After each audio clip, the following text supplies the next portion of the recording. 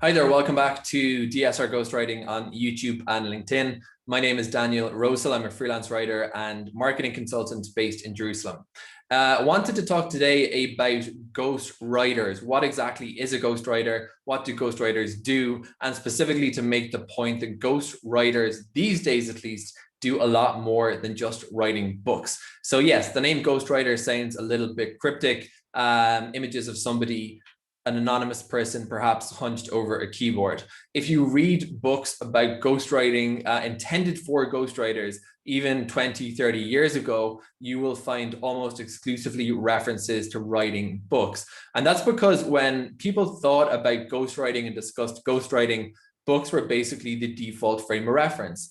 And that's because I think there just were a lot less other uses for ghostwriting that were required in organizations. So book ghostwriting remains a very relevant activity. So there are a lot of ghostwriters who almost exclusively or fully exclusively just work on books. And that's what they do. So if you're looking to have a book written, you can go to a book ghostwriter, and they are basically a contract writer who will go ahead and take your ideas, get them onto the page, and work with you to prepare a manuscript that can be either handed over to publishers or that can go through the self-publishing journey.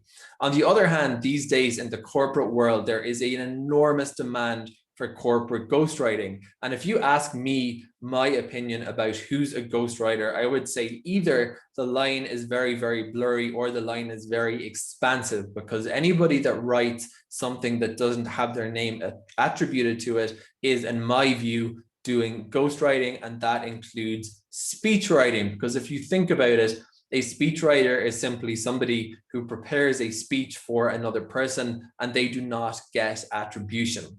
So these days, ghostwriters are working on an awful lot of projects for their clients, ranging from corporate blog posts to social media posts and including books. Now, some people would say, well, social media, that's kind of stretching it. That's not ghostwriting. And again, I think it depends where you want to draw the line in your definition, but certainly ghostwriters these days are commonly employed to help out with a variety of projects, both literary projects, books basically, as well as corporate ghostwriting projects that were traditionally undertaken by public relations firms and other communications professionals.